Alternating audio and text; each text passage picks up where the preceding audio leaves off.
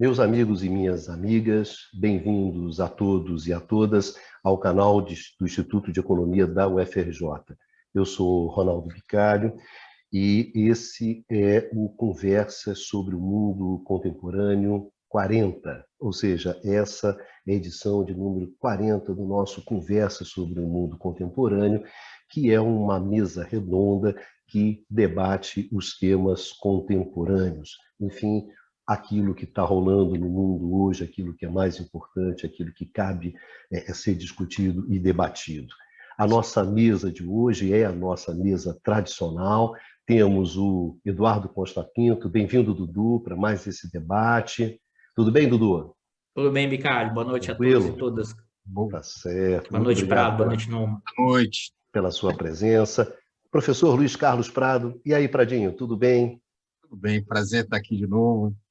É bom te receber, é bom estar aqui com vocês outra vez. E, finalmente, o nosso grande Numa Mazatti. E aí, Numa? Mais um debate, mais uma conversa sobre o mundo contemporâneo. Mais um debate e vai ser sobre um tema quente. Hoje o tema quente, né? Como vocês podem notar, hoje nós não temos a presença, né, do Eduardo Basta, gozando das suas merecidas férias, né? E também do tradicional chinelinho do Basta, né? Que a gente já está acostumado. Beijão para o Basta. Na próxima, está aqui com a gente. Bom, senhores, o tema de hoje, como antecipou o Numa, é um tema muito interessante, um tema bastante contemporâneo. Sem dúvida, não é possível discutir a contemporaneidade sem discutir esse tema que a gente vai conversar sobre ele hoje, né? Em julho de 2021, o Partido Comunista Chinês completou, né, o seu centenário, né, fundado em 2021, né, em 1921, né, há 100 anos atrás, exatamente 10 anos depois que foi criada a República, né, na China, em 1911. 30 anos depois, o Partido Comunista Chinês chegava ao poder, né, em outubro de 1949, através da Revolução Comunista, liderada pelo Mao Tse-tung, e, sem dúvida, desde então, comandou a China nos últimos 70 anos, né? Desde os tempos duros e difíceis do início da Revolução, passando pelo grande salto à frente, passando pela Revolução cultural dos anos 60, passando pela virada, né, com Deng Xiaoping nos anos 70 e chegando no século XXI, comandando a segunda maior economia do mundo. A China hoje é a segunda maior economia do mundo. Um sucesso econômico retumbante e inquestionável. Se a gente pega a revista Fortune, né, e a gente vê as 500 maiores empresas de 2020, a maioria era as empresas chinesas. Entre as 500 maiores empresas hoje no mundo, o número maior são de empresas chinesas. Ganha das empresas americanas, né? Já ali em 2019, das 500 maiores empresas, a China já tinha 120, né? Então, o sucesso das empresas chinesas. Outra coisa, a China, pela revista Forbes, agora de 2020, já tem 626 bilionários, né? Ela só perde em número de bilionários para os Estados Unidos, né? Outra coisa, a China, nesses 40 anos, por outro lado, retirou da pobreza mais de 800 milhões de chineses. A China, ela erradicou a pobreza extrema do território chinês.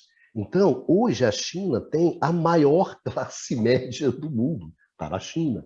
Então, a China apresenta hoje desempenho, resultados econômicos acachapantes, né? Impressionantes. E isso comandado por um partido comunista. E aí você tem várias explicações, né? Mas isso aí é o capitalismo de Estado. Não, isso não é o capitalismo de Estado. Isso é o socialismo de mercado. né? Não, isso é o desenvolvimentismo, né, levado à última consequência. Não, isso é uma prova cabal do sucesso do neoliberalismo chinês. Ou seja, a China fica cada vez mais capitalista. Não, a China fica cada vez mais socialista, principalmente depois do Xi Jinping. Enfim, um tema quente, um tema importante. E qual é a contribuição que a gente vai tentar dar nessa discussão aqui, nessa nossa mesa, na verdade, na qual nós temos discutido nos últimos 40 programas o quê? Justamente esses nossos tempos, né? Esses nossos tempos caracterizados por um capitalismo, né? Um capitalismo forte, um capitalismo que a gente chama de 4.0, gerador de desigualdade, gerador de tensões. E dentro desse quadro todo, você olha lá e olha aqui, a China. Então, essa é a discussão, né? Mas não é a China, é mercado, é Estado, é um partido comunista chinês, que é a instituição mais importante dentro da China. Então a gente falou, gente, a gente conversando entre nós, não tem coisa mais contemporânea, né, do que a China. E não tem nada mais contemporâneo da China do que essa presença do Partido Comunista na história da China, no comando na China e na construção desse modelo chinês. Então, é isso que a gente vai discutir um pouco hoje aqui, né? O papel do Partido Comunista chinês, né, dentro do sucesso econômico da China.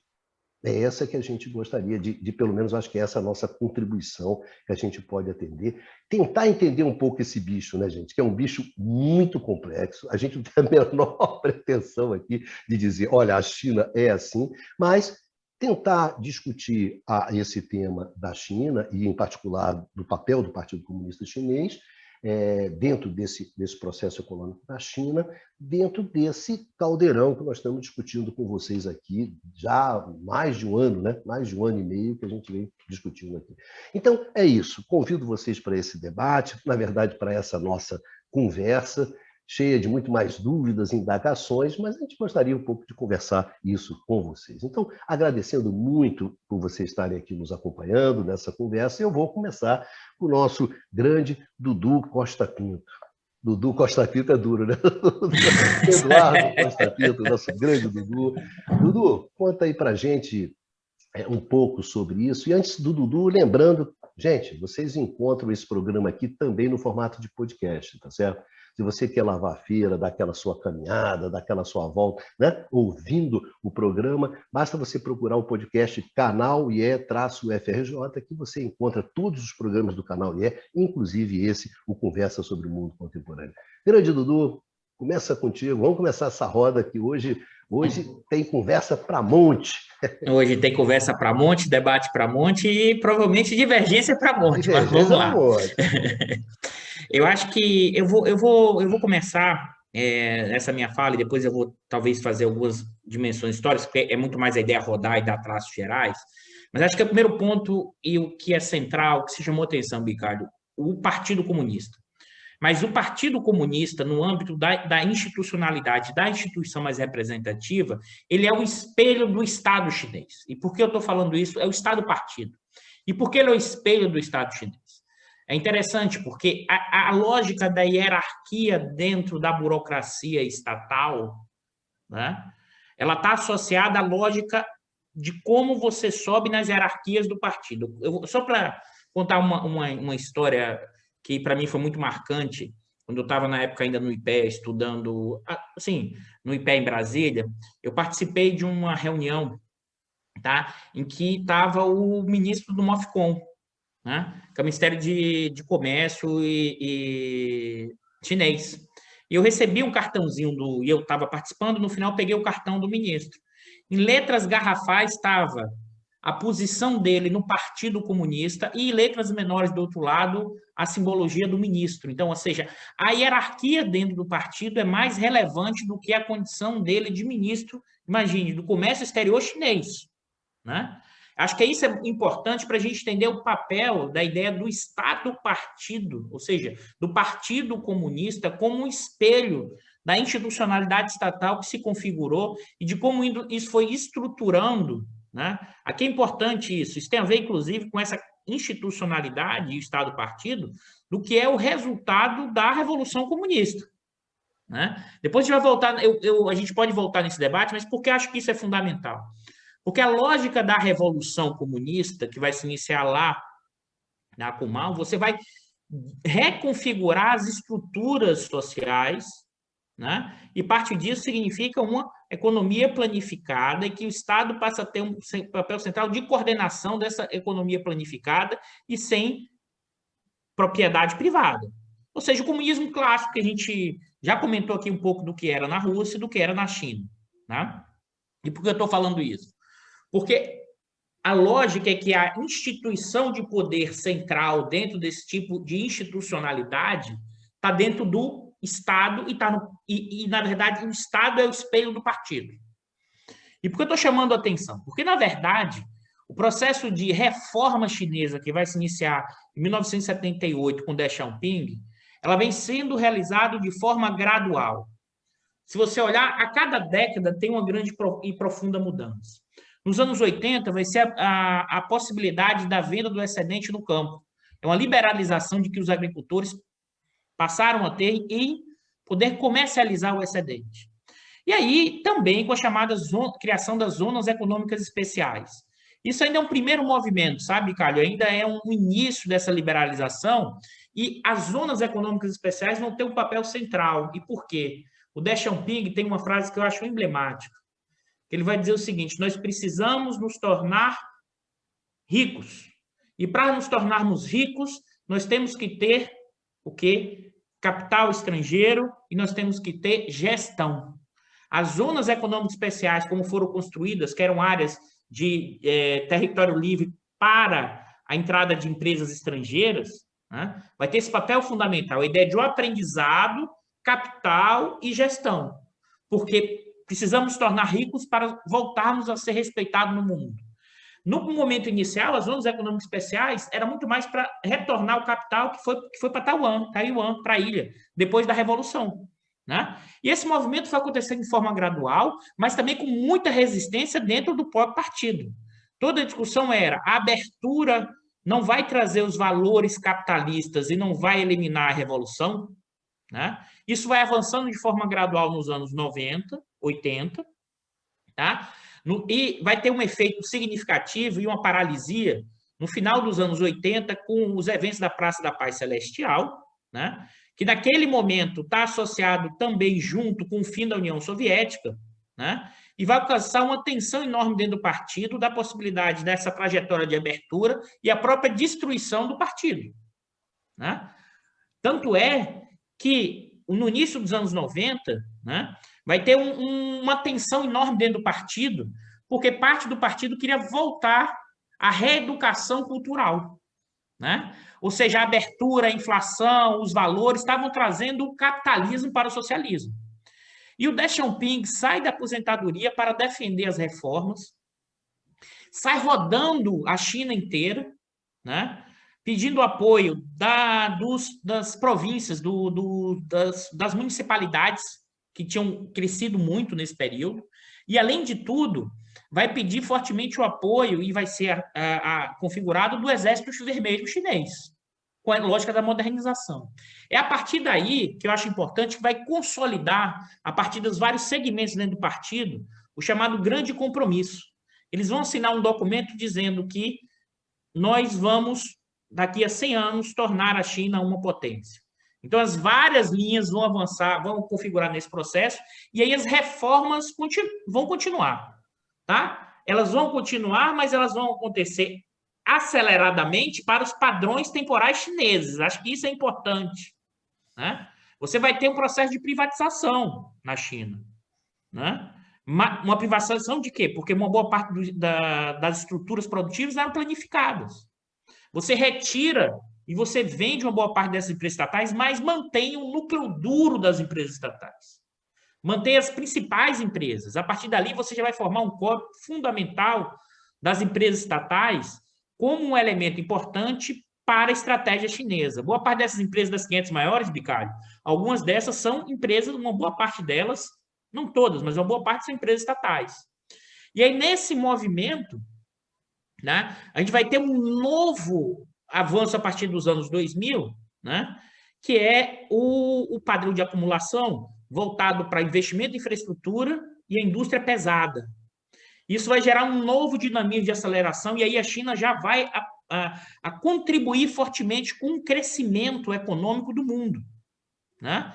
E mais ainda, é a partir de 2001 que o Estado chinês vai estimular, né, que as empresas saiam para o mundo.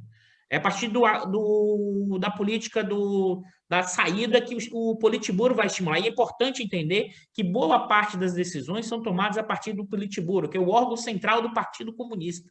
É do Politburo que sai o presidente do partido. E mais ainda, que sai o presidente da China, né? É a partir das decisões do Politburo, que é o órgão central do Partido Comunista, né? E que ali são configuradas as principais estratégias.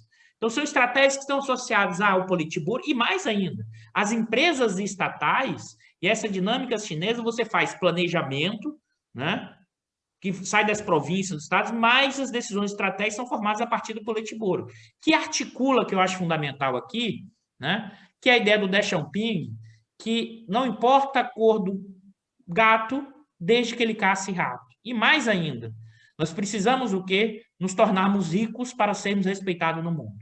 Então, essa trajetória que vai acontecer muito nos anos 2000, né? É importante, pós-crise de 2008, a China vai dar um novo processo de avanço, né? E numa dinâmica de ampliar as suas possibilidades de crescimento tecnológico, com estímulos.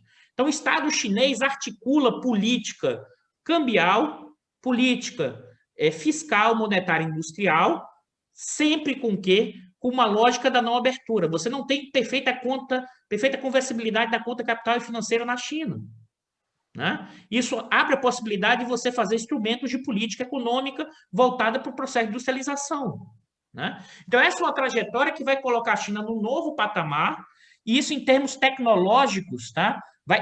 E é o cuidado que eu sempre tenho falado, a China não é ainda potência tecnológica, há um erro, ela tem subido nas questões tecnológicas. Ainda o core central do desenvolvimento tecnológico ainda está nos Estados Unidos, né? Porque a ideia hoje, com as cadeias globais de produção, a tecnologia vira o elemento central, a renda de propriedade, ainda em grande parte do desenvolvimento tecnológico, a renda de monopólio tecnológico, ainda permanece nas grandes empresas tecnológicas, e que estão ainda, sobretudo, na Europa e nos Estados Unidos. É evidente que a China tem avançado de forma muito gigantesca. E aí a provocação para passar para os colegas que é o seguinte, dado isso tudo, Eduardo, isso é um capitalismo de Estado, aí eu vou utilizar o seguinte, na verdade, o capitalismo sempre está junto com o Estado. Então, necessariamente, pelo próprio nascimento do capitalismo, também é uma invenção junto com a própria lógica do Estado. Eu acho que a ideia de capitalismo de Estado é mais complexa, porque, para mim, a ideia de que você teria uma separação entre poder político e poder econômico. E eu trabalho numa lógica, numa vertente, que poder político e econômico, eles sempre estão se cruzando, né? Ou seja, eu não acho que, nesse sentido, o capitalismo de Estado é muito complexo, é muito complicado para pensar o que é a dinâmica chinesa. Porque se você olha as trajetórias do que seria supostamente o capitalismo de Estado, com a maior capacidade de intervenção, maior lógica desse funcionamento, você tem trajetórias, por exemplo, de um Estado desenvolvimentista que está configurado ali do pós-guerra nos países centrais, né? Que eu acho que, em certa medida, não é o que a China vive hoje. Como você mesmo falou, eu não acho que a lógica chinesa seja o desenvolvimentismo levado às suas últimas consequências. Porque eu acho que essa lógica de pensar o desenvolvimentismo é como se fosse possível separar o poder de Estado do mercado. Como se o Estado fosse um ser autônomo, né, e que controlasse todas as estruturas sociais por definição. Na verdade, eu costumo trabalhar a lógica de funcionar como o quê? O Estado tem sempre autonomia relativa, mas depende do quê? Depende do outro lado da correlação de força desse processo. Aí vocês poderiam me perguntar, Eduardo, por que o Estado, então, teve uma força tão grande nesse processo de liberalização? Porque é evidente, pessoal, você sabe de economia totalmente planificada, em que os capitais estão numa escala pequena. As frações de classe do capitalismo chinês nos anos 80 e 90, é uma escala pequena. Então, o Estado tem a capacidade de coordenar e conduzir muito mais esse processo. Mas isso também, se você pensar, é o que foi na saída do pós-guerra, em que os capitais estavam fracionados. É claro que na escala chinesa, isso ganha uma nova dimensão. E aí, só para passar, eu sei que o Ricardo já está, que já passei um pouco dos 5 minutos, mas fazendo algumas provocações, ao mesmo tempo, Eduardo, você acha que isso é um socialismo de mercado? Né? Eu também tenho desconfiança sobre o conceito de socialismo de mercado. Eu acho que é uma nova formação social em curso que a gente nem tem claro ainda e nem parâmetros para pensar. Então, eu vou deixar essa provocação para depois voltar. Por exemplo, se juntar Schumpeter, Keynes, né? E para entender a China, vai só entender uma pequena parte. Se você não entender o que é o Estado-partido, o que é o marxismo-leninismo, para entender a China, o que é a estrutura de poder institucional associado à própria lógica do que é um partido único comunista numa sociedade como a chinesa. Mas eu fiz muita provocação, eu volto depois para explicar melhor esses pontos que eu levantei. Mudou, exatamente. Mas você pode imaginar também que, segundo os próprios chineses, né, seria um socialismo com características chinesas. Não é isso? Essa é a maneira como a China se explica. Mas, sem dúvida, de um socialismo que você tem dentro desse processo chinês, você tem marxismo-leninismo, como você falou, você tem confucionismo, você tem uma longa tradição da China, né? Onde você coloca, inclusive, essa etapa atual como a etapa do rejuvenescimento chinês, né? Ou do renascimento chinês, segundo lá o Xi Jinping. Enfim, Prado, para você que é um historiador, um prato feito, né, Prado? A China é um prato feito. E eu acho, como o Dudu falou bem, vai dar muito espaço para conversas, para debates, para a gente trocar ideias aqui. Para começar, eu lembro sempre que a China tem uma longa tradição imperial e tem uma longa tradição como civilização. Durante quase 2.000 anos, mais de 1.000 anos, certamente, foi a maior economia do mundo até o século XVIII.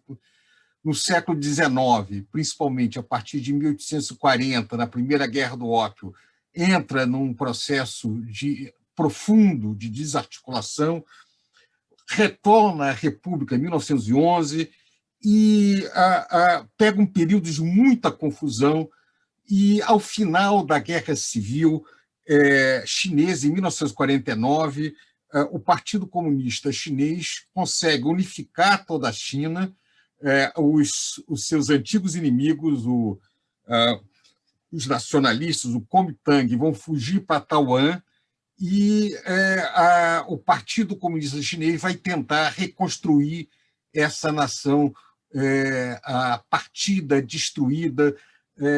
Só para lembrar que a Segunda Guerra Mundial começa na China antes de começar no Ocidente. Aliás, muito antes, com a invasão japonesa. Foi terrível a Segunda Guerra Mundial na China. A China foi muito destruída e já estava destruída antes. Bem, mas o que é fascinante para nós pegarmos aqui também? Enquanto o maior partido comunista do mundo no pós-guerra, que é o Partido Comunista da União Soviética, fracassou, implodiu a partir de 89, aceitou fazer uma política de uma transição que foi, na verdade, um tratamento de choque que não tinha por objetivo criar uma economia de mercado nesses países, mas destruir a economia de comando dentro desses países. O resultado foi que a década de 90 foi uma tragédia para a Rússia, né, que foi o que sobrou da antiga União Soviética, que se parte em vários outros estados. Só para a gente ter uma ideia da diferença do sucesso do Partido Comunista Chinês com referência ao fracasso e ao fim da experiência do Partido Comunista da União Soviética, a participação da Rússia no PIB mundial era de 3,7% em 1990. Ela cai para 2% em 1917. No mesmo período, o PIB da China cresce de 2,2% para 12,5% da economia mundial. ou seja, ela ultrapasse muito o máximo que não apenas a Rússia, mas a antiga União Soviética foi. A renda real da população russa, dos 99% mais pobres da Rússia, em 2015, era menor do que era em 1991. A renda dos 99% mais pobres chineses, apesar do aumento da desigualdade na China, era mais do que 4 vezes maiores. 75% das exportações da Rússia, em 2017, eram produtos energéticos, minerais, metais, etc. A China é a maior exportadora do mundo e majoritariamente concentrada em produtos de manufaturados e cada vez mais produtos de alta tecnologia. Então, a pergunta óbvia é o seguinte: por que a China conseguiu fazer essa transição e criar uma economia de mercado sob controle do Estado chinês, da burocracia chinesa, e a Rússia não? Ao contrário, ela se transforma numa economia muito concentrada, com uma série de problemas sobre isso, há um certo renascimento com Putin, mas com muitos problemas, e se afasta daquele longamente dos ideais da sua origem.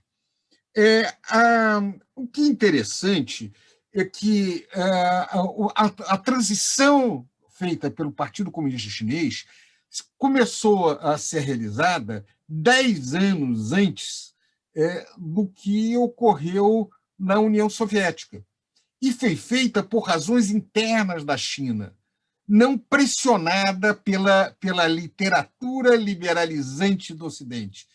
Não foi um resultado do consenso de Washington que vai levar a China a se reformar, mas sim a percepção que depois da Revolução Cultural era necessário responder o desafio de recuperar. A China tinha uma das menores rendas per capita do mundo, da Ásia, que já era uma região pobre na época, e via com muita preocupação se não conseguisse melhorar a população, a renda da sua população. Então, empreende uma agenda de reforma para isso. Na verdade, quando você tem, em 1989, quando está vindo todas aquelas revoluções do veludo, que caem os modelos de economia de comando na Europa Central, a China também passa por uma crise grande, que vai culminar naquela famosa manifestação da Praça da Paz Celestial, que vai ser reprimida lá pelo partido.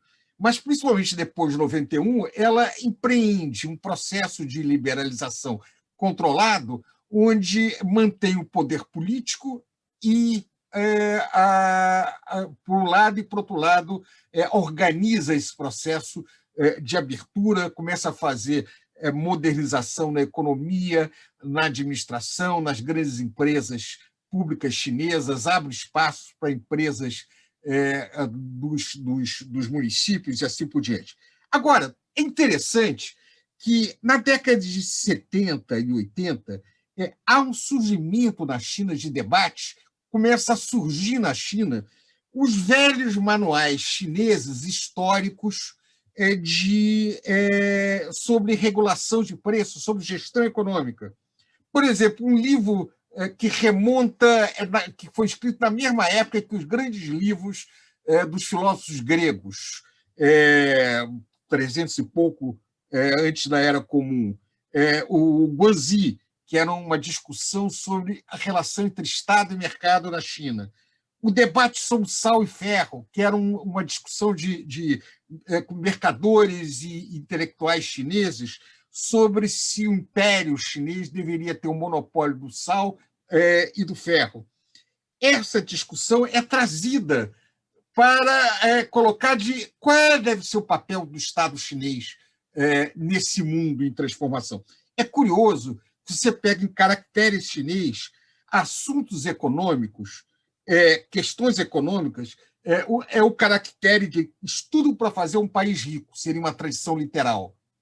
Então, quando Deng Xiaoping diz assim, precisamos ser rico para ser respeitado, ele quer dizer, precisamos nos desenvolver para ser respeitado. Porque a expressão ficar rico é uma expressão de lidar bem com a economia. Outra questão, a arte de governar é chamada de ordenamento do mundo, né, dentro da velha tradição confucionista. A harmonia é fundamental na tradição confucionista. Então, uma boa gestão econômica é um dos elementos do mandato dos céus na tradição confucionista, ou seja, da legitimidade. Então, há uma procura por resultados econômicos para reforçar a legitimidade e a ordem, que é integrante dessa forte tradição confucionista chinesa. Então, quando você pega o debate da década de 80, você junta jovens da Academia de Ciência da China, que defende uma agenda de modernização, uma série de coisas, com os velhos do Partido Comunista Chinês. Mas, veja, parte desses velhos que tiveram uma forte experiência do campo e parte dos intelectuais que, durante a Revolução Cultural, foi mandado para o campo, tinham visto de que o comando da China, muito centralizado nas grandes capitais, prejudicava a prosperidade do campo e defendia uma maior descentralização. Ou seja, a liberalização chinesa não é que não tenha tido influência de fora, também teve. Os intelectuais chineses tinham acesso aos manuais de economia em inglês também, mas é a partir de uma dinâmica interna.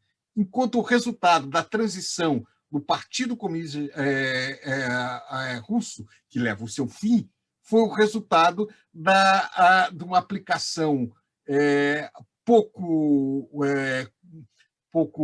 crítica dos modelos de economia de choque que levaram não a uma reforma do sistema, mantendo o que tinha de bom da antiga União Soviética e eliminando o que tinha de ruim, mas sim uma implosão daquela sociedade. Então, esse pragmatismo do Partido Comunista Chinês se explica pela sua história e se explica que, mais com outro modo de produção, mais do que ser marxista-leninista, é chinês. É a civilização chinesa que fala mais alto nessas horas. Quer dizer, a história é mais relevante do que uma aplicação um pouco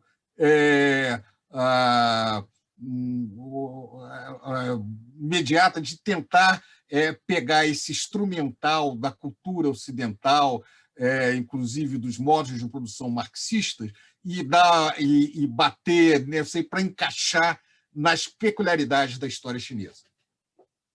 É isso, eu acho, para começar, eu acho que já dá um bom espaço para debate. Isso aí, Pradinho. Numa Mazatti, seus comentários sobre esse tema, né? Que é um tema que economista gosta, né? Esse é um dos temas que são bons para economistas, né? Tem muita gente, inclusive, Numa, que estava falando que não, uma das grandes vantagens da China é a questão da financiarização, a China não embarcou no neoliberalismo, aí, por outro lado, não, a China é a maior prova do mercado do neoliberalismo, enfim, uma discussão bastante, que tem uma parte econômica bastante interessante. Então, botar você nessa roda aí desse socialismo à la chinesa. Bom,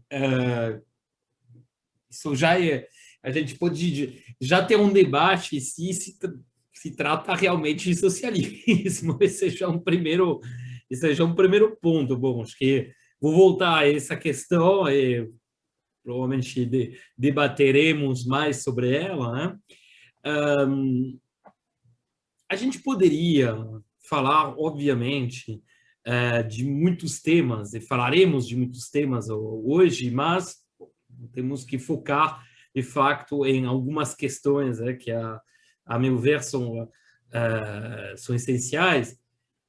A pergunta, olhando, obviamente, de um ponto de vista mais econômico, a pergunta que se coloca é, a primeira delas, pelo menos, e como a gente pode ter visto, no caso da China, uma aceleração considerável da taxa de crescimento econômico após o processo de abertura de 78, né? O processo de abertura comercial, o processo que alguns chamam de transição, vou voltar a esse ponto, eu acho que lá também tem, a gente pode ter visões bastante contrastantes, né, sobre esse processo, mas tem um fato muito claro. Se a gente olha o crescimento do PIB da China entre 1952, ou seja, 3 anos após a Revolução de 49, e quando, vamos dizer, padrões de estatísticas são estabelecidos e permitem uma comparação, né, até hoje, inclusive. Né? A gente vê que entre 52 e 78 temos um crescimento médio do PIB anual de 6,15%. Nesse período, o crescimento médio do PIB per capita vai ser de 3,9%. Tá? Aí, se a gente for pegar o período posterior a 78, bom, até 2019, né, a gente vai ver que o crescimento médio do PIB, o crescimento médio anual do PIB vai ser de 9,5% nesse período, e do PIB per capita de quase 8,5%. Bom, então o que a gente observa? Quais observações a gente pode fazer? Obviamente, olhando particularmente um crescimento médio do PIB per capita, a gente tem um salto considerável entre os dois períodos. A gente mais do que dobra a média de crescimento anual, que era já relativamente elevada, né, no período pré-abertura. Né? Então, a gente pode, a meu ver, fazer duas observações. Tá? Primeiro, antes de 78, entre a Revolução e 78, você teve crescimento. Apesar dos episódios de queda importante do PIB observados, tanto no grande salto para frente, quanto no período da Revolução Cultural, apesar desses episódios, você continua tendo um crescimento médio relativamente elevado. Né? O crescimento do PIB per capita de quase 4% não é tão pouco. Tá? Tudo bem que a base é realmente muito baixa, né? Como já foi apontado por meus camaradas, mas cresceu. Bom, e o segundo elemento, obviamente, essa taxa de crescimento absolutamente distante com qualquer outro país, com qualquer outra região do mundo, de 78 para cá. Sendo que a taxa de crescimento, por exemplo, dos países centrais e de uma parte da periferia, bom, particularmente, infelizmente, a América Latina, nesse período das últimas 4 décadas, caiu consideravelmente. Então, se a gente for comparar essa taxa de crescimento com o que a gente observa, por exemplo, no caso do Brasil, aí a diferença é absolutamente abissal. Né? Bom, então, eu acho que tem uma série de temas que podem ser tratados, mas, primeiro, o modelo chinês, a meu ver, pelo menos, pré-78, no que ele no que ele teve, pelo menos, de bem-sucedido em termos de crescimento econômico, seguia em grandes linhas o que a gente observou, que foi importado, na verdade, da União Soviética.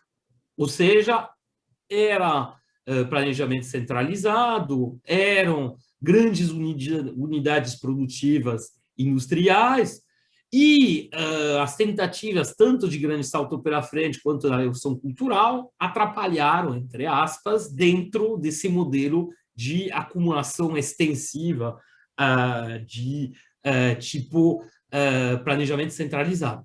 Tá?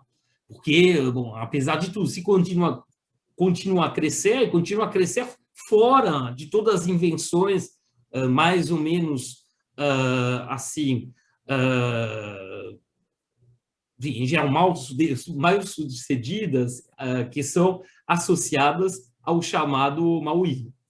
Isso, nesse sentido, eu acho que, para mim, é muito claro que as tentativas do Mao de inventar um novo caminho, um caminho chinês, aí tentando resgatar essa herança, essa suposta herança confucionista, a grande tradição chinesa, era simplesmente uma forma de tentar justificar o afastamento em relação à União Soviética.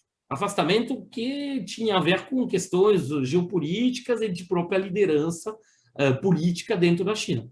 O mesmo fenômeno, aliás, foi observado em 48, ou seja, anteriormente, no caso da Iugoslávia. O Tito fez exatamente a mesma coisa. Tá? Tentou inventar um novo modelo para justificar esse afastamento em relação à União Soviética, sendo que, na verdade, nos anos 50, você, graças às transferências de tecnologia e graças à intervenção, à importação de bens de capital praticamente doados pela União Soviética, que a China conseguiu se reerguer. O que funcionou, vamos dizer, até 78 foi esse caminho.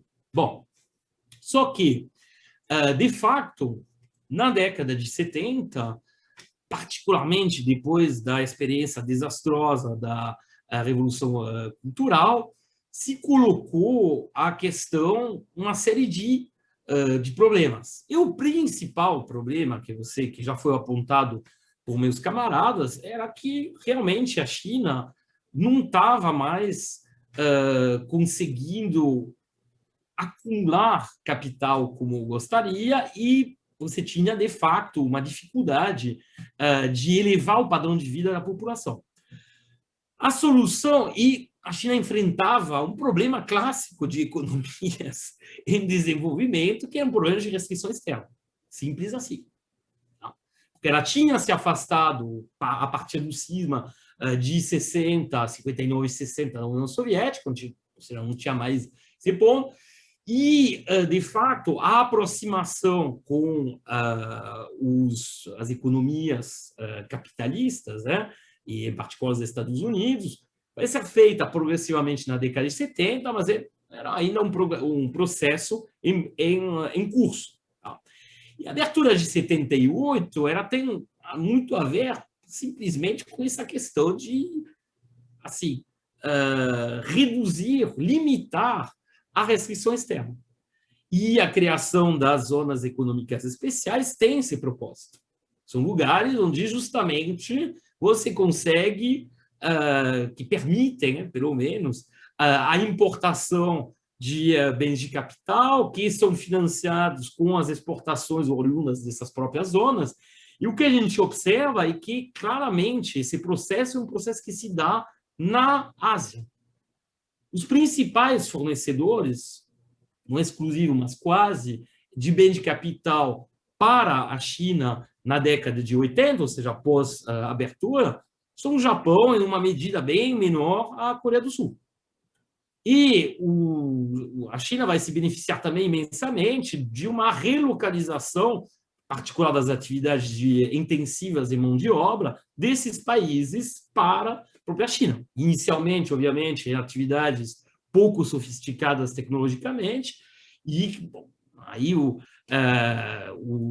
modelo chinês vai funcionar justamente para avançar nessa sofisticação tecnológica e vai usar essas divisas obtidas através das exportações oriundas das zonas econômicas especiais para diversificar muito rapidamente seu setor produtivo.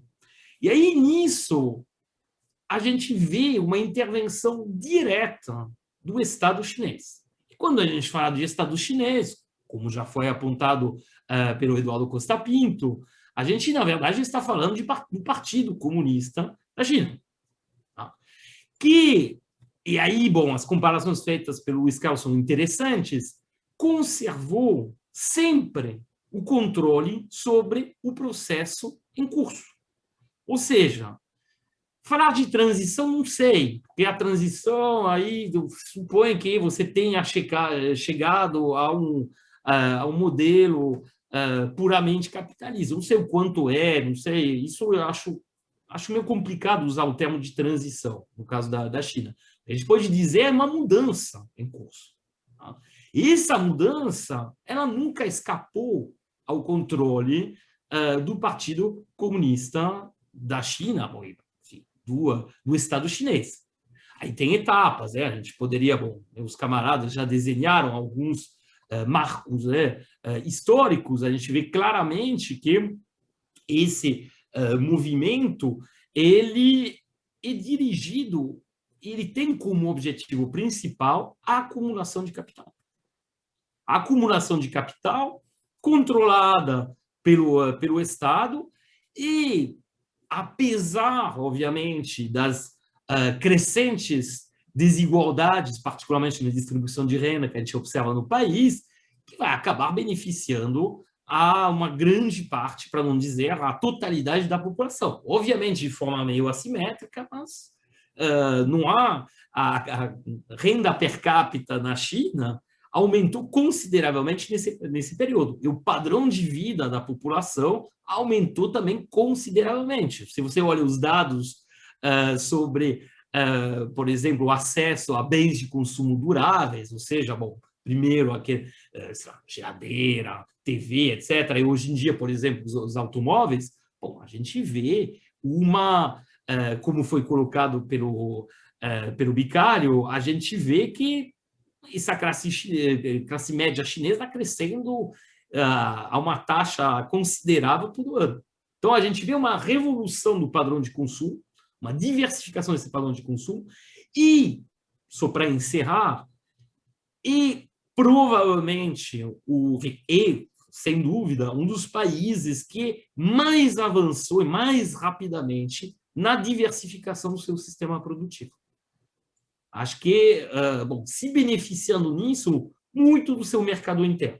Tá? Porque, a gente insiste muito sobre o peso das exportações chinesas, só que elas foram essenciais inicialmente para limitar essa restrição externa e justamente conseguir as divisas para comprar máquinas e equipamentos, para, portanto, assim, modernizar seu aparelho produtivo. Hoje em dia, o peso das exportações é muito reduzido, desses mercados externos, é muito reduzido se for comparado com o peso do mercado interno. E, portanto, você pode dizer que você criou uma espécie de máquina de acumulação da prosperidade na China que cada vez mais, entre aspas, endógena. Nesse sentido, foi muito significativo ver o quanto, apesar de ser o lugar onde se originou a pandemia, a China foi, e de longe, o primeiro país a recuperar um ritmo elevado de crescimento econômico e voltar para a tendência de crescimento que foi observada nas últimas décadas, justamente porque o próprio mercado interno da China, a própria capacidade do Estado chinês de estimular a demanda efetiva, a demanda agregada, particularmente diretamente através de investimento, porque, no fundo, teve pouca redistribuição de renda, não foi muito através do consumo, foi mais através de investimento direto, de investimentos pelo Estado ou por empresas que são estatais, e aí se você tem a vantagem de ter um sistema bancário financeiro controlado pelo Estado também, que acompanha esse movimento. Tudo isso fez com que a recuperação foi muito rápida. Tá? Mas, enfim, isso é um tema que a gente pode aprofundar depois. Senhores, quem quer a palavra? Bom, já tem aqui as três visões, né? Algumas coisas em comum, bastante coisas que não são tão incomuns. Então, vamos rodar essa bola. Quem quer começar? Pradinho? Levantar alguns dos elementos da China. Eu vou, obviamente, dar o olhar... Eu já queria fazer a provocação para você, Prado. Você já está querendo sair do... Mas vai, segue, Prado. Então vai, Dudu. Eu prefiro ouvir você, depois eu respondo a provocação. Eu vou voltar na provocação, porque como você falou da discussão da forma do modo de produção capitalista sendo empurrado na China, e eu concordo, mas isso não é para mim a leitura, é uma leitura ocidental do marxismo. O próprio Lenin, quando faz a discussão da Revolução Russa, ele vai entrar no que são as especificidades da formação social russa. Como a discussão chinesa, é por isso que os chineses chamam de um socialismo com características chinesas, porque eles estão reforçando uma lógica do marxismo-leninismo, esse que tem um debate sobre o que é o marxismo oriental e o marxismo ocidental. Mas eu não vou entrar nem nessa questão, mas aí provocando o Prado, que é o seguinte, Prado, a hipótese você levantou na lógica de funcionamento, a influência histórica é central para explicar. Tá? E eu não acho que o elemento histórico não deva ser negado, mas é um elemento histórico como congelado no tempo, ou seja, o Estado-partido hoje é igual ao Império na sua ordem, ou seja, isso não é congelar as estruturas, porque eu enxergo olhar a história como um movimento dinâmico, na minha leitura, das lutas de classe, como isso vai estruturando as institucionalidades. Aí, mandando a provocação de volta, pegar, não é negar a influência, não é negar a influência histórica, mas também colocar e transpor apenas o confucionismo e a questão imperial. E daí dizer o seguinte, isso é a formação social chinesa, ou isso é a China agora, ou isso é o Estado, não é trazer as estruturas congeladas ao longo do tempo, sem levar em conta as especificidades da construção desse processo. Aí é a minha provocação, Prado, porque... E a outra provocação é que eu costumo pensar que é o seguinte, a China é o sonho e, ao mesmo tempo, o pesadelo de boa parte dos desenvolvimentistas. Porque qual é o sonho? O sonho seria ter esse Estado com essa autonomia plena para fazer o que quiser, mas em outros marcos da sociedade ocidental da Revolução Francesa. Eu não sei como é que isso combina nas lógicas entre mercado e Estado. Assim, eu levantei muitas provocações, mas depois eu volto a partir das respostas de vocês. Vai, Micali. Mas eu posso só levantar um ponto aqui, porque o Numa deixou aqui deixou também uma bela provocação aqui desse jeitão dele, né? Que ele colocou, Numa, olha só, pô, que socialismo é esse que tem no centro o processo de acumulação de capital? Trocando em miúdos. É que o Numa deixou essa bola perdida lá pela lateral, etc, etc. Que socialismo é esse que tem um processo de acumulação de capital no centro do dinamismo desse processo? É isso aí, gente. Vamos para o jogo. O que eu estou achando interessante desse debate é que eu concordo com todos, mas eu também discordo em alguns pontos. Prado, não vem com essa vaselina, não, Prado. Manda ver, Prado. Eu vou pontuar o que eu concordo e o que eu discordo. Eu acho que o Numa tem razão se ele está falando o socialismo essencialmente como uma economia de comando à la soviética. Certamente a China não é mais isso. Eu acho que o Dudu tem razão quando ele chega e diz o seguinte: olha, se eu digo que a China contemporânea é uma mera expressão do império, eu tô dizendo que eu estou negando a história. Porque a história trata de mudança. Eu estou dizendo que a China é sempre igual a si própria e nada mais é do que uma expressão da sua própria natureza congelada no tempo. Se eu estivesse fazendo isso, eu estaria fazendo uma leitura histórica da história. O que eu entendo, e esse me parece o ponto fascinante, é que a China tinha um processo de acumulação que fazia parte das características da sua civilização, que era distinta da do Ocidente. Tem um livro muito interessante do Guter Frank, o velho Guter Frank, que falava sobre desenvolvimento, do subdesenvolvimento, escreveu um livro chamado Reorient, de 1998, onde ele recupera uma coisa interessante, que ele dizia, olha, durante 250 anos, desde 1560 até o século XVIII, a China não era uma economia fechada, mas estava no centro dos mais importantes do eixo do comércio mundial. Era a economia mais industrializada do mundo, exportava para o Ocidente porcelana, seda, chá, em troca da prata. Pouca gente sabe que 2/3 da prata das Américas, aqui vem do Peru, foi para a China via Manilha e não para a Inglaterra, como as pessoas imaginam. A Espanha tinha uma tradicional comércio com a China via Filipinas. Então, a China tinha uma série de peculiaridades, que era uma economia mercantil e era também uma economia agrícola dentro disso, e passa por um período de profunda desorganização.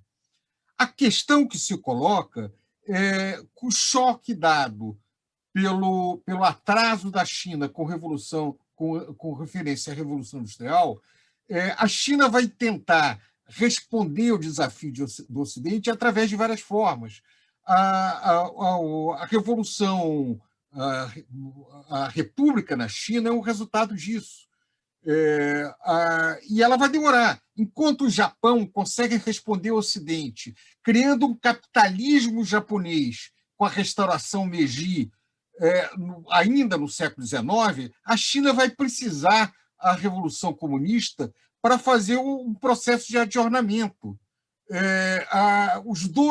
As duas grandes potências do leste da Ásia vão responder ao desafio das mudanças do Ocidente de maneira diferente, copiando, mas com as suas formas. O capitalismo japonês não é igual ao capitalismo americano, tem diferenças profundas.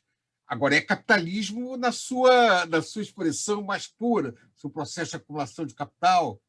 Mas, por exemplo, tem uma distribuição de renda, apesar de tudo, muito melhor do que a maior parte do Ocidente, exceto algumas regiões da Europa Ocidental.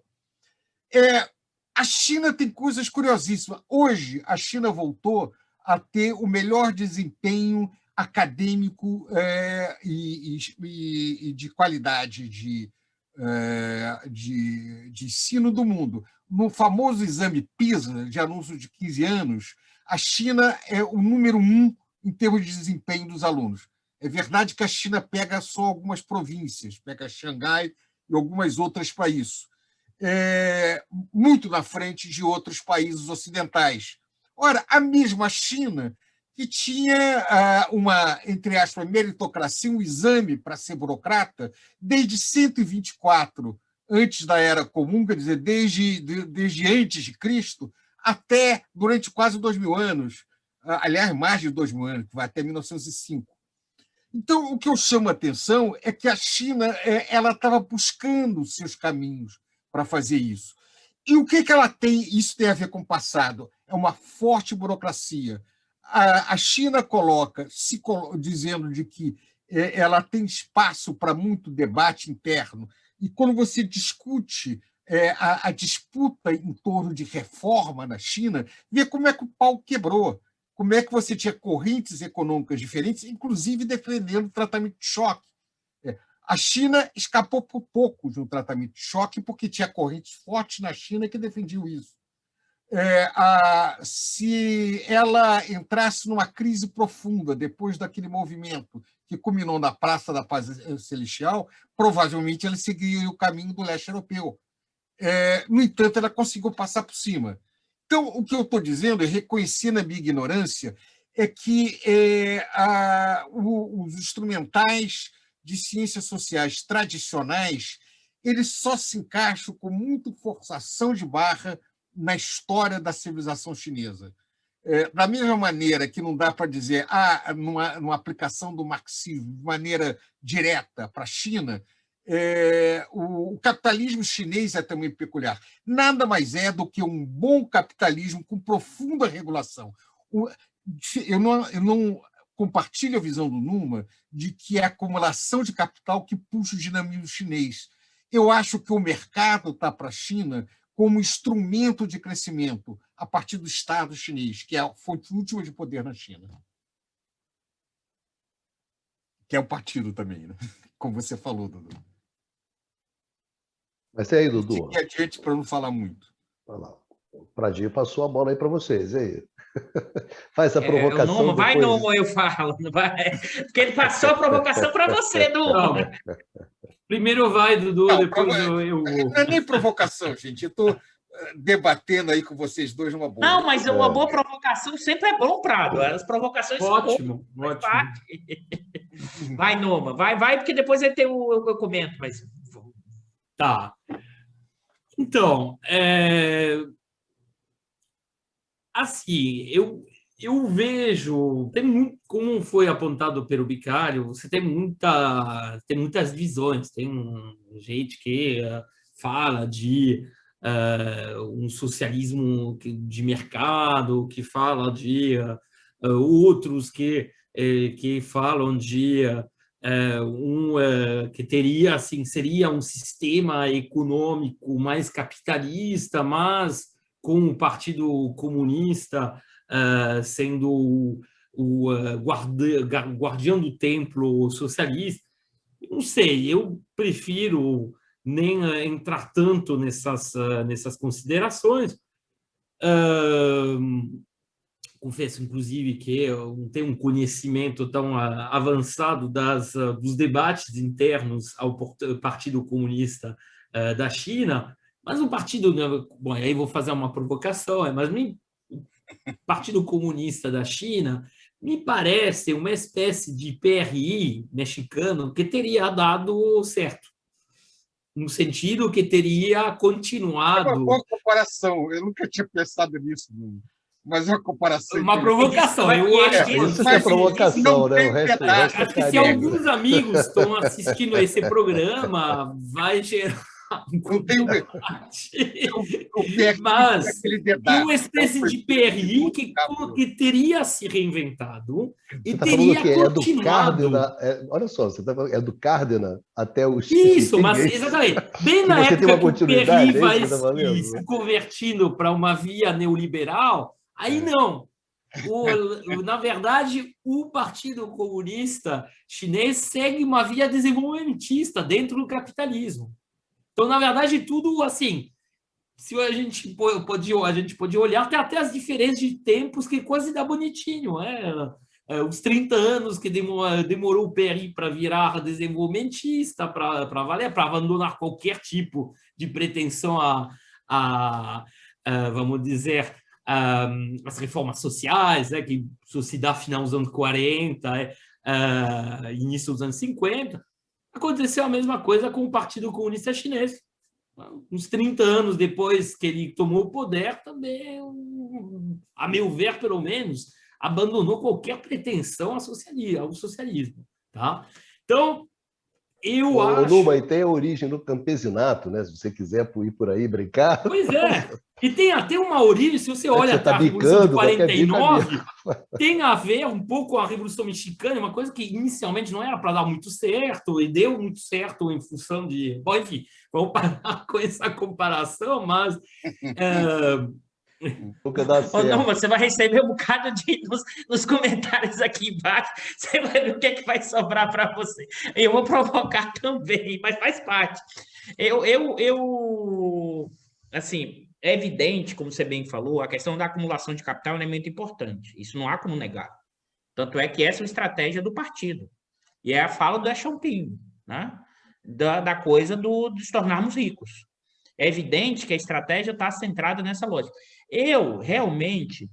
E aí, se você quiser, a gente pode pensar até o seguinte, o que era todo o debate do que era o caminho para o socialismo, lá nos sociais-democratas dos anos 30 e 40, versus do que era o debate sobre a Revolução.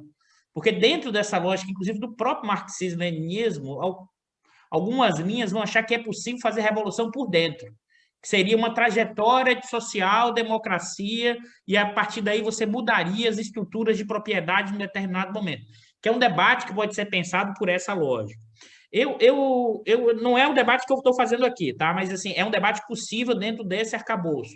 Eu também tenho eu concordo com você, mas eu também tenho muita dúvida, sabe, Numa e Prado, que a coisa do modelo chinês seria mais ou menos o que os países tipo Japão e Coreia fizeram ao longo da trajetória, apesar de que os instrumentos de política pública são parecidos em algumas dimensões, né? Em termos de política industrial, em termos por exemplo, da formação dos zonas econômicas especiais. Eu acho que tem elementos parecidos, mas eu realmente, assim, eu não acho que seja um socialismo de mercado, porque aí você vai dizer, Eduardo, o que você acha? Então, eu acho que é uma nova formação social no curso. E por que eu estou falando isso? Eu não acho que seja uma particularidade ou uma excepcionalidade chinesa. Eu acho que tem dimensões de uma nova formação social no curso. Por quê? Na lógica que eu trabalho, eu não separo a ideia do poder político, do poder econômico, com essa autonomia plena. Né? Por isso que eu fiz a provocação de que é o sonho de todo desenvolvimentista. O sonho de consumo é o Estado chinês, porque ele tem autonomia por cima das frações de classe. Né? Diga, Prado. Doutor, eu vou também fazer uma provocação. Nenhum lojista morre pela sua loja, mas você tem pessoas que morrem pelas suas ideias. As ideias importam. Não é que a economia não seja importante, ela é muito importante, mas, por alguma razão estranha, essa coisa chamada humanidade é movida também por ideias. A Revolução Russa foi feita por pequenos burgueses, em grande parte. Então, o meu problema é dizer o seguinte: no caso específico da China, é o poder político, sim, que se sobrepõe ao poder econômico, como já aconteceu em sociedades asiáticas. Um comerciante rico, ele podia ser muito rico, mas era inferior à burocracia da estrutura partidária. No Japão também, você podia ser um comerciante rico, mas na sua hierarquia você era muito abaixo de um daimyo, de um senhor feudal, porque quem controlava, em última instância, era o aparato de Estado. Mas isso não era no capitalismo, Prado. Isso você deu exemplos pré-capitalistas. É verdade. Mas o que eu estou dizendo é o seguinte: aparentemente, você está formando nesta sociedade um controle de um aparato de Estado que, de última instância, usa, inclusive, coisas curiosas. Como é que o Estado chinês controlou o Alibaba, o milionário chinês, lá o Ma? Ele usou o instrumental do antitrust, que é a coisa mais capitalista que tem, que é o instrumental da política de promoção da concorrência, para poder dar um chega-para-lá nele. Você está querendo disputar poder com o Estado chinês? Eu te dou uma boa multa usando... Mas, Prado, o cara ficou desaparecido uns 3 meses também, né? Peraí. Isso eu queria falar, Luiz Carlos, no caso do Estado chinês... Quando você estava no CAD, Prado, eu não me lembro de você ter sumido com o cara durante... Eu acho que eles têm métodos bem diretos e que nem precisam tanto passar... Era só convidar para depor, né? É por isso que é complexo, Prado, porque o Estado sobrepondo a economia, ele nunca existiu em nenhum momento, totalmente como é o Estado chinês, no capitalismo. Sim, isso é verdade. Sim. É por isso que, nesse sentido, é algum bicho novo que a gente não consegue identificar ainda. Esse é meu ponto. Não, e tem um outro ponto. O Luiz Carlos falou da primazia das ideias, concordo com ele. Uma revolução se faz com ideias, mas ela se mantém com a acumulação de capital. O Stalin falava isso e eu continuo achando que tem uma questão muito fácil, assim, muito central, que é a questão do fornecimento de bens básicos, no sentido clássico do tema, no sentido dos Smith, do Ricardo. Bom, você tem que fornecer alimentos, obviamente, você tem que fornecer energia. Aquele salário de subsistência dos clássicos, do Smith, do Ricardo, do Marx, e um salário histórico socialmente construído. Ou seja, você vai ali acrescentando a esses elementos, vamos dizer, fisiológicos, elementos que são novos. Sei lá, hoje em dia, por exemplo, nos países centrais, o acesso a carro, o acesso a bens públicos, como saúde de boa qualidade, como um bom sistema educacional, etc. E o que a gente vê no caso da China, que, a meu ver, pelo menos, né? No final dos anos 70, você tinha chegado a um ponto onde, para continuar tendo um progresso, um aumento desse salário de subsistência, e que ele realmente possa contemplar a maior parte da população, foi escolhido esse caminho. Mas, se você for olhar as intervenções assim, dos governos, assim, dos dirigentes chineses, o Deng Xiaoping em particular, ele insistia sistematicamente nessa questão do investimento, da acumulação de capital. Você tem vários, assim, você tem muitos textos, ou entrevistas dele que insistem nesse ponto. Então, eu, pelo menos, acredito piedamente que essa era a preocupação principal e que até para a própria manutenção do partido havia essa análise que tinha que resolver essas questões. Tá? E se você, só que ao mesmo tempo, na década de 80, aí tem aquele texto, esqueci agora o nome da autora, a Isabela Weber, né? O Luiz Carlos também leu, conversamos um pouco sobre esse... sobre a economia de choque, como a China escapou da economia de choque. Isso, exatamente. Escaping Shock Therapy. Bom, e aí, como o Luiz Carlos fez na sua comparação, a gente vê que, no caso da China, a escolha, bom, havia essa constatação que existia uma necessidade de mudar questões, particularmente porque o modelo de acumulação extensiva estava se esgotando, da mesma forma que aconteceu na União Soviética. Tá? Bom, só que, no caso da China, as duas vias que se disputaram, uma que queria seguir mais uma estratégia estilo terapia de choque, e outra que queria seguir uma via onde, sim, tinha que mudar as coisas, tinha que, particular, montar um sistema de acumulação de capital que seja possível por conta da diminuição da restrição externa, ou seja, abrindo, basicamente adotando o bom e velho desenvolvimentismo testado já desde o fim da Segunda Guerra Mundial, foi essa a segunda via que ganhou. Ou seja, uma via desenvolvimentista pilotada pelo partido.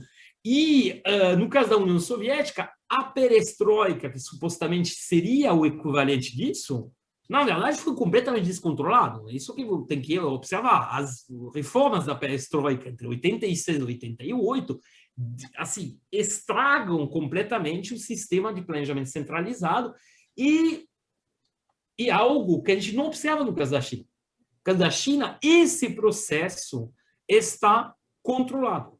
Tá? Então, na verdade, assim, aí tem várias... a autora faz uma hipótese, diz que, no caso da China, um efeito positivo da Revolução Cultural teria sido de acabar, enfim, pelo menos de diminuir muito o peso das hierarquias e, portanto, que não seria a nomenclatura, entre aspas, chinesa, que teria decidido sozinha, ao contrário do que aconteceu na União Soviética, onde você teve uma revolução pelo alto, decidir. Não sei, eu tenho minhas dúvidas em relação a isso, que mal bem, se a gente for olhar a partir de 78, particularmente a partir de 81, e aquele Big Four, aqueles 4 grandes, dos quais, bom, o mais importante o Deng Xiaoping, que pilotam esse processo. Então, o livro é interessante, mas essa tese não compra. Não? Fazer um comentário breve, provocativo também. Eu costumo dizer que as revoluções começam com as ideias, mas antes das ideias elas começam com as lutas específicas. Se dá um prado, o grau de autonomia das ideias ganha um peso muito maior, e aí o velho Hegel ajuda mais para alguns, para mim ajuda menos. Eu gosto de botar o Hegel de cabeça para baixo, como o Marx fez, Prato. Deixa só fazer um share screen aqui com vocês, mostrar para as pessoas que estão nos vendo que é uma coisa interessante, que é uma pintura do... Deixa eu ver aqui se eu consigo aqui. Apresentar. Desculpe, gente. Aqui, isso que eu quero mostrar aqui. Tranquilo. Tá apresentando, não? Não. Não? Como é que eu faço aqui? Share screen. Tá aqui. Pronto, vamos lá. É só uma coisa muito interessante, que é uma pintura que tem no Museu de Taipei sobre o anúncio dos exames dos exames para você seguir a carreira de funcionário público na China. Isso é uma pintura de 1540. Isso aqui é uma pintura da dinastia Song, quer dizer, um candidato recebendo, o imperador recebendo a candidatura daquele que ia fazer concurso público. Eu acho isso muito curioso, né, que a gente fala do Ocidente, da questão da meritocracia no Ocidente. Olha que muito, muito antes de se criar uma burocracia pública, como é que a China já tinha isso com as suas características específicas, né? Vamos parar aqui. Então, eu sei que, obviamente, tem um viés do historiador, mas as peculiaridades da história chinesa são muito fascinantes. Eu acho que, de alguma maneira, para a gente olhar, apesar de todas as transformações na China, nós temos que, de alguma maneira, tem o desenho, tem a marca da sua história muito peculiar e muito rica, que não dá para abrir. Nós temos o nosso iluminismo, mas eles têm a longa tradição cultural, que é diferente e tem que ser vista certamente influencia como eles são hoje. O modelo deles de capitalismo ou o modelo deles de socialismo vai ser influenciado pela história que eles têm. Acho que esse ponto que você levantou, Prado, além de tudo, a dificuldade do lado ocidental de olhar os processos históricos chineses. Nós temos a lente da Revolução Francesa, nós temos uma lente iluminista, nós temos as nossas formações a partir da lógica funcionando com as nossas caixinhas, e acho que a lógica, claro que eles também hoje são influenciados por essa dinâmica, tem também valores capitalistas, mas acho que isso cria uma enorme dificuldade para entender o processo chinês, e aí uma dificuldade, sim, para olhar a partir de nossas lentes, ou seja, com esse óculos ocidental, eurocêntrico, Revolução Francesa, para olhar as dimensões do que tem ali de particular e de geral, cria dificuldades enormes. E eu acho que ainda uma boa parte das análises ficam presas tentando encaixar se é o Estado desenvolvimentista ou se é o socialismo com característica de mercado. Eu acho que aquilo ainda hoje não dá para ter certeza. Eu acho que a minha sensação é uma nova formação social, porque aquilo que você comentou, Prado, não existiu no capitalismo nenhum Estado, nenhum poder estatal com uma capacidade de coordenar e controlar hoje como o Estado chinês tem ao longo da história. Ou seja, o poder estatal maior do que o poder da acumulação no sentido de direcionar. Isso nunca existiu no capitalismo. Mas não é uma economia de comando, não é uma economia planificada. Não é de comando, mas também no capitalismo você nunca existiu isso antes, com o Estado por cima do mercado. Claro. Esse é meu ponto, assim. Não, eu acho que é isso. Eu acho que isso que tem de fascinante realmente. Fora, eu sempre... a gente várias vezes comentamos aqui fora da tela que eu fiquei muito pressionado ao circular na China com referência à quantidade de trens de alta velocidade, ao impacto que nós sentimos ao chegar lá. Que, por exemplo, quando você ia a Moscou ou São Petersburgo, o que tem de fantástico, maravilhoso é a história do passado, né? É o Hermitage, são outras coisas. Mas o socialismo soviético não criou uma modernidade, uma infraestrutura contemporânea na maneira em que a China criou, por exemplo, agora. Ele nunca foi na frente dos seus concorrentes capitalistas, como a China está agora na frente, em termos de infraestrutura, muito à frente dos Estados Unidos e mesmo da Europa Ocidental. Senhores, é isso, cumprindo aqui o nosso tempo. E vai ficar meu comentário, não, vai ficar para o Não, pode fazer, Numa. Seja breve, faça o seu comentário. Não, eu acho que a gente pode ter, de facto, temos, provavelmente, o programa onde as opiniões mais, vamos dizer, não ia falar conflituante, mas até um certo ponto antagônicas foram colocadas, né? E provavelmente, se o nosso camarada Bastian estivesse aqui, teria uma quarta versão, talvez uma síntese, quem sabe. Eu sempre digo que atrás intelectuais dá pelo menos duas correntes e uma dissidência. Pois, exatamente, estamos bem na linha do marxismo. Não, aqui eu acabei ficando na posição do positivista do século XIX, negando o papel e vamos dizer, o excepcionalismo da questão da revolução, na questão cultural na China. Eu, já que assumi esse papel, vou até o final dele, e eu, sinceramente, eu continuo achando que essa questão da tradição cultural da China não tem muita importância, porque até todos os elementos citados pelo Luiz Carlos são elementos da modernidade que só surgiram justamente nesse período de abertura, nesse período de acumulação de capital. Não estou dizendo que é o capitalismo que permite isso, tá? Esse é um primeiro ponto. Aí a gente pode discutir, mas isso realmente, eu acho que e se houver, como fez o Bicalho na introdução, as visões contraditórias que existem sobre esse assunto, inclusive por parte de gente que respeitamos imensamente, como é o meu caso com meus camaradas Eduardo e Luiz Carlos. Tá? Então, não é para desqualificar de forma alguma. Esse é um primeiro ponto. O segundo ponto, que vai poder parecer até paradoxal, eu vou defender um pouco a União Soviética, já que ela foi... sem pai, né? Você vai... vou assumir realmente até o final, meu lado egocêntrico.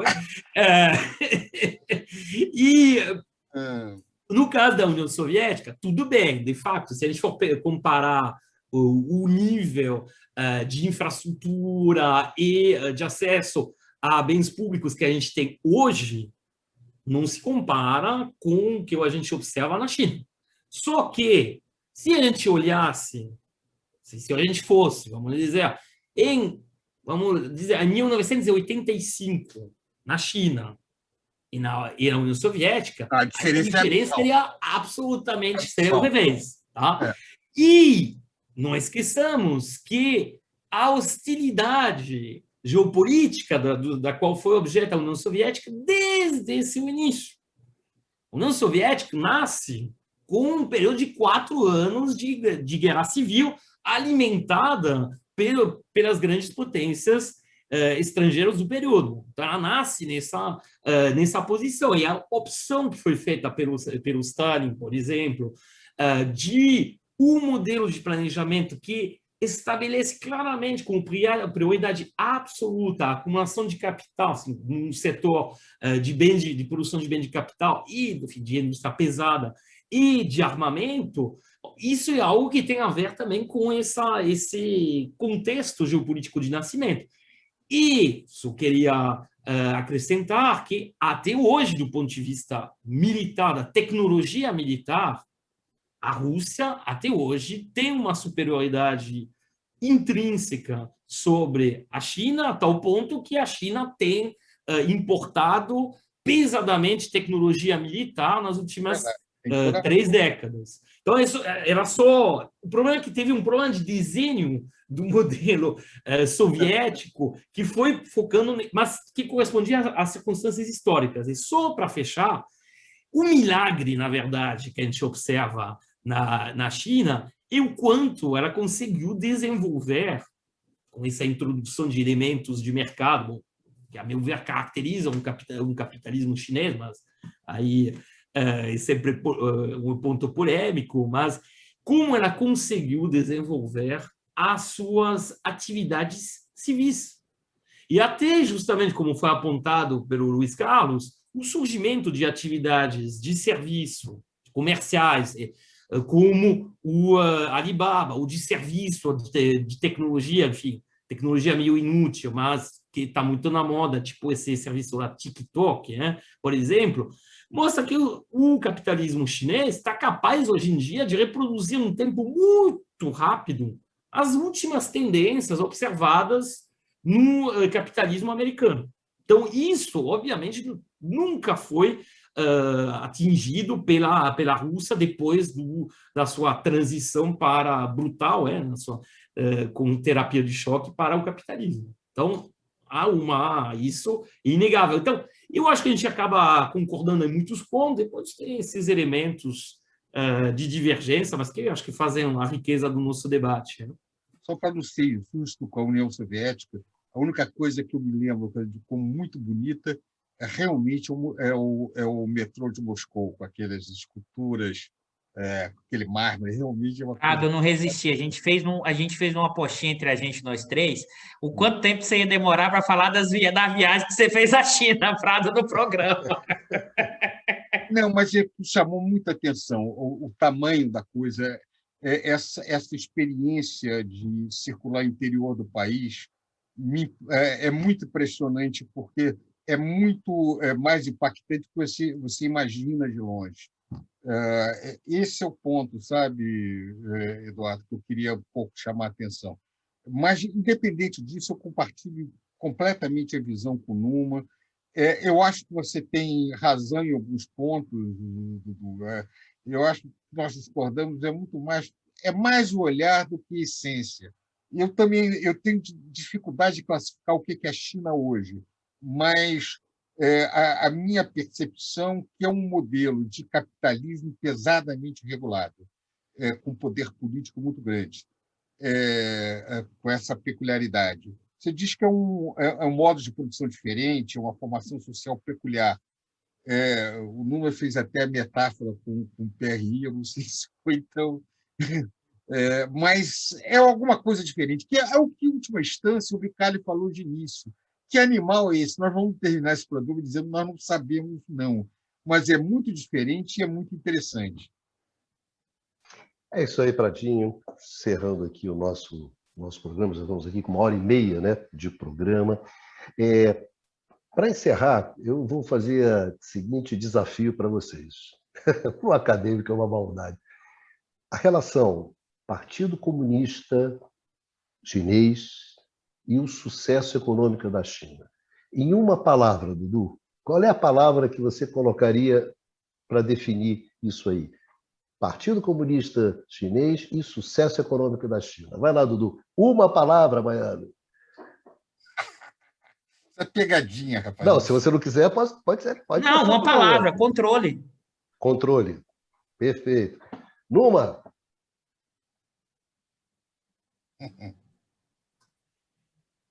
O Dudu roubou a palavra. A palavra, mestre. Bom, ia botar controle e acumulação de capital. Acumulação de capital. Grande Prado. Poder. Não vale que o Numa roubou, são duas palavras, acumulação de capital. Não, você tem poder. Ele vai fazer com hífenzinho. É um conceito. Vocês definiram, olha só, controle, acumulação de capital e poder. Pode ser um bom título para um livro. É isso aí, pessoal. Muito, mas muito obrigado a vocês três por participarem dessa nossa mesa, lidando com esse tema, que é um tema fascinante, né? Que é o tema da China, do Partido Comunista, do Estado chinês, enfim. Mas, evidentemente, se você quiser conversar, se você quiser discutir, se você quiser entender esse nosso mundo contemporâneo, né, vai ter que passar por essas questões. Não há como fugir dessas questões. Então, eu gostaria de agradecer muito, mas muito mesmo aos nossos amigos, às nossas amigas que nos acompanham, né, nessas nossas conversas e convidá-los para nos encontrar aqui no canal do Instituto de Economia da UFRJ, nesse nosso programa aqui, o Conversas sobre o Mundo Contemporâneo. Se cuidem e nos vemos.